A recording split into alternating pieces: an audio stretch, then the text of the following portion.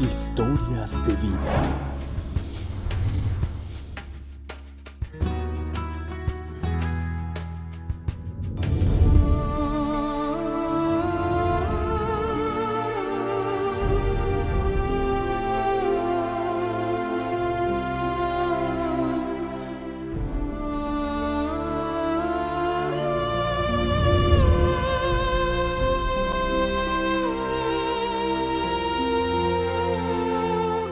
Yo seguía yendo a ese lugar, seguí ayudando a mi hija, echándole porras, ¿verdad? Porque para entonces pues, todavía mi hija no tenía nada, ¿verdad?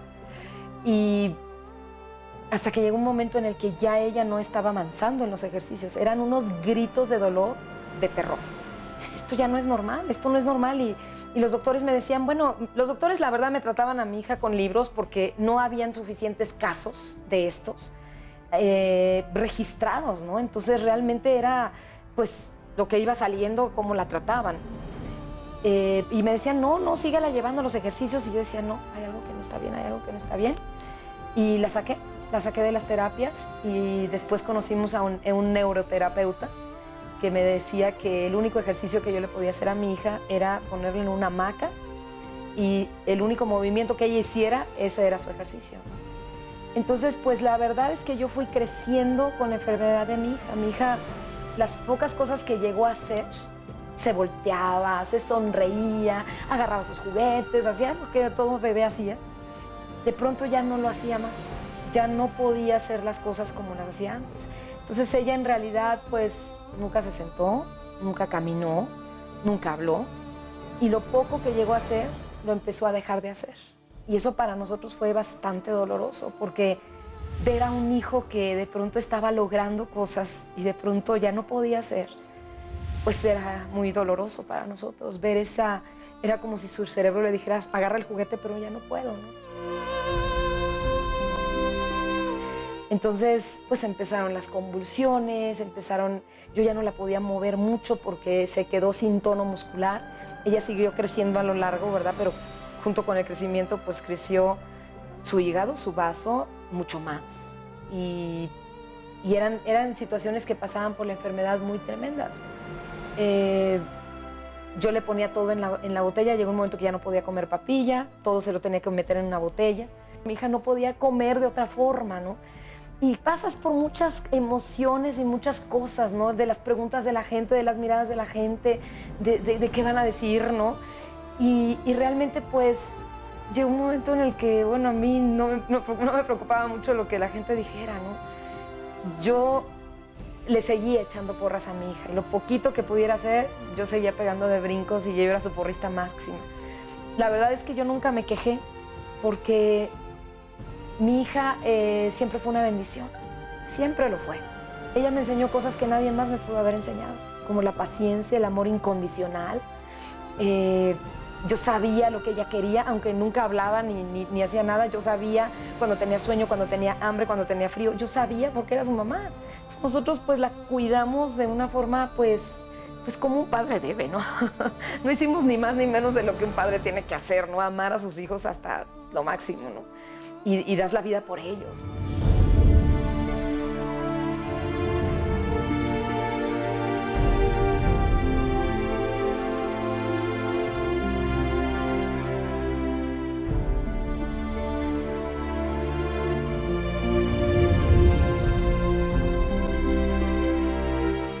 Cuando la gente me decía que si no le pedía yo a Dios que se la llevara, yo decía, ¿qué? A ver, ¿le pides tú a Dios que se lleve a los tuyos? O sea, ¿por qué, no? O sea, como que la gente quería que ella dejara de sufrir o yo dejara de sufrir. Y en realidad, pues, mi hija no sufría. O sea, nosotros la atendimos de pies a cabeza y ella no sufría. Los que sufríamos somos nosotros, ¿no? Y a veces quieres quitarte ese sufrimiento porque, ay, qué horror, ¿no? Estoy sufriendo porque mi hija pues no es normal, ¿no? O estoy sufriendo porque otros la ven, o estoy sufriendo porque no está creciendo, no está haciendo cosas como otros deberían de hacer.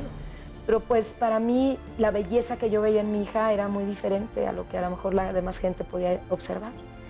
Y pues es un poco largo porque ella vivió 3 años, pero después de 3 años y medio exactamente, y llegó un momento en el que su cuerpo ya no aguantó. ya no podía más. Entonces, estando nosotros en el consultorio del doctor, dijo, la tienen que llevar al hospital, esta niña está muy grave, a menos de que ya no quieran pues hacer nada por ella. Dijimos, ¿qué? Vámonos al hospital, ¿no?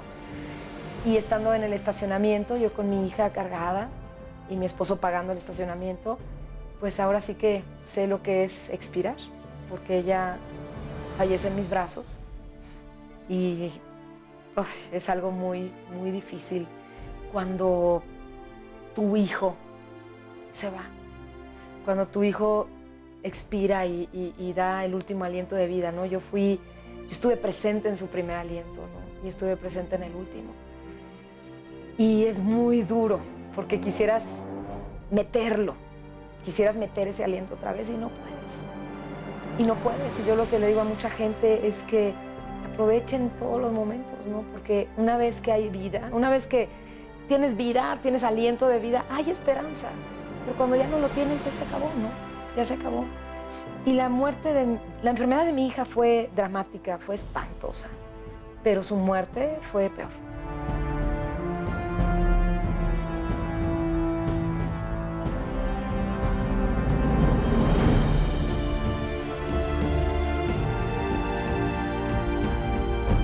Ese vacío que te deja un ser que depende de ti completamente, porque mi hija a los 3 años y medio, pues dependía de mí completamente. Entonces, después de cargar a mi hija y hacer tantas cosas por ella, ¿verdad? Y de pronto ya no tienes a nadie, no, hombre, pues es muy dramático, ¿no?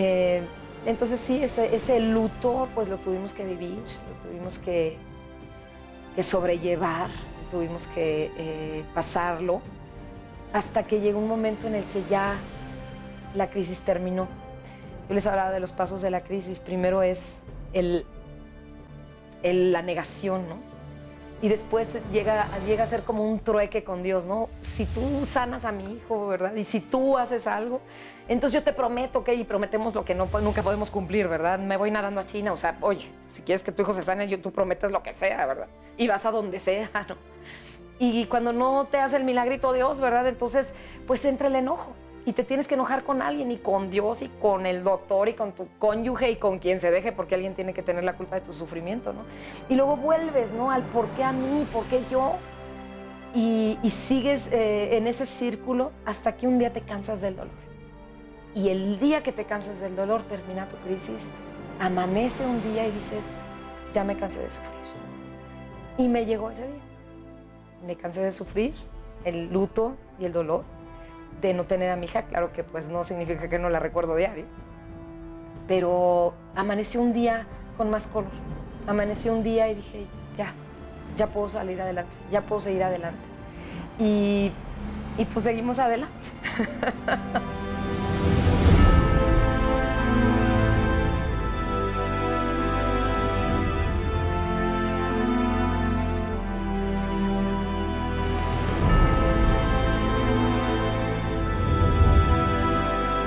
Con los principios con los cuales nosotros nos regíamos, en realidad mi esposo y yo, pues, nos levantamos, ¿no? Dijimos, ¿sabes qué? Vamos a salir adelante. Éramos muy jóvenes, vamos a tener familia. Nos habían dicho que, pues, se podía repetir la enfermedad, entonces nos decían, o pueden adoptar, o pueden recurrir a la inseminación. Y la verdad es que para nosotros se nos hizo más fácil la adopción. Así que recurrimos a la adopción. Y nosotros adoptamos a nuestra hija del DIF de Toluca y wow, o sea, para nosotros esa experiencia fue maravillosa, ¿no? Y cuando mi esposo vio a nuestra hija, dijo, para cambiarle la cara a esta niña, ¿no? En la cara que tiene, una cara de felicidad, ¿no?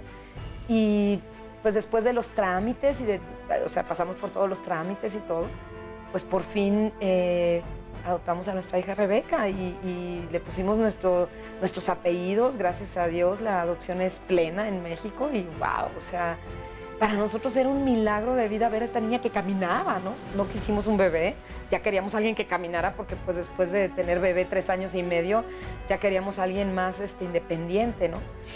A nosotros nos habían dicho que Rebeca podía necesitar terapias y todo, entonces, pero para nosotros se nos hacía un genio el hecho de que caminara. No hablaba nada, tenía 2 años y medio cuando la adoptamos, Pero pues sí, empezamos con las terapias de lenguaje y empezamos con las terapias de conducta y seguimos con las terapias de comportamiento porque ya qué barbaridad, era hiperactiva, ¿verdad? Pero pues a nosotros, wow, o sea, pues como decía mi esposo, o sea, nosotros no fuimos por una lámpara que no servía y ahí la regreso, ¿no? No, o sea, fuimos por un hijo. Y esta decisión es tan importante como el casarte, ¿verdad? O sea, cuando llegan tus hijos, bueno, pues llegan y pues como salgan, ¿no? Y es mío el chamaco, ¿no? Pero pues esta era una decisión que íbamos a decidir ser padres de este niño o de esta niña, ¿no? Así que pues Rebeca llegó a nuestra vida y ella inmediatamente le dijo papá a mi esposo. Yo era como que la seño y ya luego, después de un tiempo, pues ya fui mamá, ¿no? y fue muy lindo y después pues nos embarazamos otra vez, ¿no? Y fuimos con los médicos y bueno, los doctores así como que casi yo los veía detrás de mí con las agujas para hacerme el estudio de líquido amniótico para saber si venía bien o venía mal el bebé.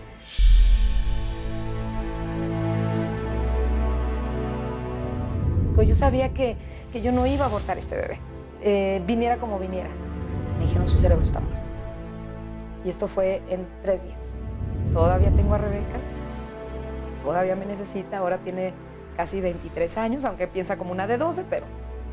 Y yo siento que él se estaba despidiendo de mí en ese último respiro, ¿no?